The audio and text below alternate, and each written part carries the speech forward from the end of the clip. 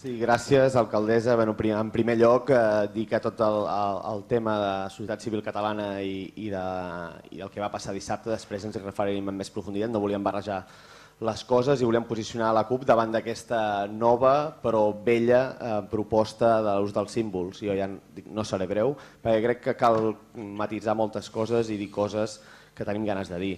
En primer lloc, els demanem una cosa, com també bé deia la Adelaida, respectin la decisió democràtica que prendrem avui en aquest ple sobre aquesta moció. Feta aquesta premissa, ens trobem davant d'una mostra més de l'obsessió neuròtica en la protecció d'uns símbols profundament deslegitimats i desautoritzats al nostre poble i tornen a una batalla que ja tenen perduda d'antuvi, amb un argumentari molt reduccionista davant d'una gestió complexa de les identitats, de les descripcions lliures i de fins i tot dels sentiments. Aquest debat sobre símbols és un símptoma més del moment polític que vivim i del conflicte existent entre el nostre poble i l'estat espanyol. I tornen a judicialitzar-lo, a treure a la llei una mostra més del nacionalisme d'estat en nom del no nacionalisme. Quan un estat decimonònic que només pensa en monarquia, exèrcit, símbols, té problemes per plantar la bandera en un territori, és que té un problema sever. I quan ha de recórrer la llei perquè la voluntat democràtica majoritària és no fer-ho, doncs té a més un problema profund de legitimitat. Ens trobem, per tant, ens volen supeditar al seu imaginari simbòlic que no és el nostre, perquè nosaltres, almenys la CUP, no som espanyols. Ni vostè ni ningú em dirà el que haig de ser, ni una bandera, ni un símbol, ni un exèrcit, ni una policia, ni un estat em dirà a mi el que haig de ser. I aquesta és la diferència. Nosaltres a vostès no els diem com se sent i com s'ha de sentir, i vostè ens ho vol imposar. I nosaltres respectem la seva adscripció voluntària, però vostè a mi em diu què soc i què no soc. Els símbols no només són un element de representació de referents comuns, sinó també una eina de control, de poder i de domini, amb la voluntat de que no es noti des d'una suposada neutralitat.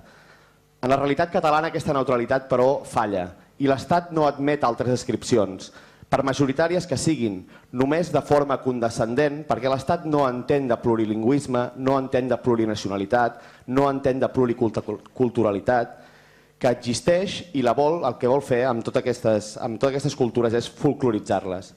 Tot plegat una metàfora de la imposició no nacionalista, però espanyolista i de nacionalisme d'estat. Jo no sóc nacionalista. És més, m'importen ben poc per no dir gens els símbols. Vull dir, pot fer vostè el que vulgui amb els símbols.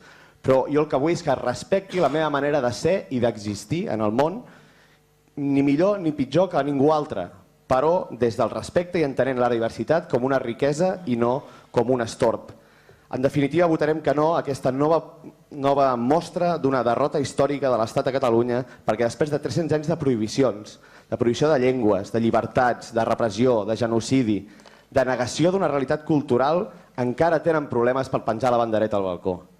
Tot plegat és molt il·lustratiu i tot plegat també té un punt de violència institucional que no volem deixar recordar, perquè vostès pretenen que sigui el càstig, la sanció i la persecució el que faci uns símbols comuns, consensuats i compartits de forma obligatòria sense tenir en compte la llibertat de cadascú.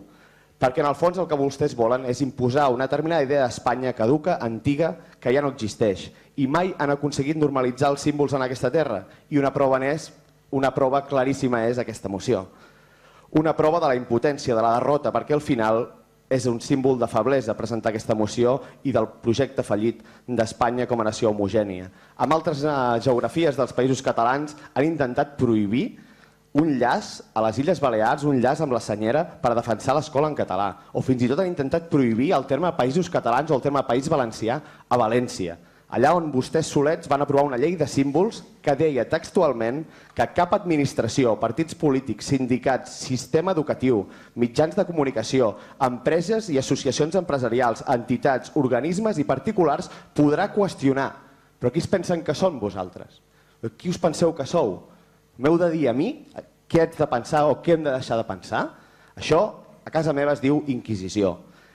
Ens parlen d'uns símbols que van néixer sobreprotegits, intocables per la Sagrada Constitució. Ho hem vist amb la monarquia, censurant portades del Jueves, o enviant a la presó gent que cremava la seva imatge, o també enviant a la presó gent que crema la bandera, on als Estats Units la nació del nacionalisme és totalment constitucional cremar-la. Aquí, però, l'ultratge a la bandera o l'ultratge a Espanya és perseguit, sancionat i pot acabar amb penes de presó.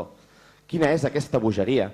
En canvi, cremar la bandera catalana o l'estelada no passa res. Això, i també són referents simbòlics per nosaltres. O no passa res quan s'ultratja o s'humilia la memòria d'un president afusellat.